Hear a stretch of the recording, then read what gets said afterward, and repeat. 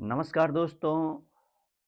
हाल ही में एक शब्द चर्चा में आया है, वह है एसआईआर, स्पेशल इंटेंसिव रिवीजन। यूं तो भारत में चुनाव एक महोत्सव है, एक त्योहार है, कहीं न कहीं चुनाव होता रहता है। लेकिन एसआईआर को लेकर के चुनाव में इस समय बहुत ही विवादित रूप से चर्चा का विषय बना हुआ है। इसका सबसे बड़ा कारण है कि ये मतदाता सूची में जो ये केवल सत्ता पक्ष की एक चाल है या वास्तव में चुनाव की प्रक्रिया में शामिल होने वाले अवैध लोगों का निष्कासन है।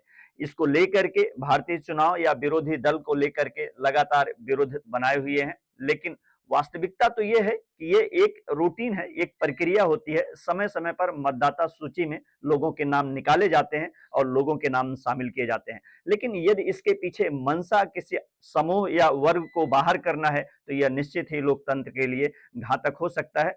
लेकिन कहीं न कहीं इससे सुरक्षा का मुद्दा भी जुड़ा हुआ है। ये एक सामान्य प्रश्न नहीं है, ये राष्ट्रीय एकता, संप्रभुता को लेकर के भी एक बड़ा प्रभाव पड़ने वाला है, क्योंकि जिस तरीके से अवैध प्रवासी भारत में आकर यहाँ रहते हैं और अंततः वो एन-केन प्रकारेण चुनाव में शामिल होकर के अपने आप को यहाँ का नागरिक बताते हैं, तो इन सब मुद्दों को लेकर के एसआईआर में जिस तरीके के पुनरीक्षण चुनाव आयोग के द्वारा किया जा रहा है, वो वास्तव में काबिल-ए-तारीफ है। हाँ, इसका विरोध होना स्वाभाविक सा है, क्योंकि लंबे वर्षों से अवैध तरीके से जो इसमें शामिल रहे हैं, लाभ लेते रहे हैं भारतीय भूमि पर रह करके। लेकिन दिक्कत इस बात की है कि अवैध तरीके से भारत के खिलाफ ही अगर कोई व्यक्ति गतिविधियों में शामिल है, इस तरीके का निष्कासन जायज है।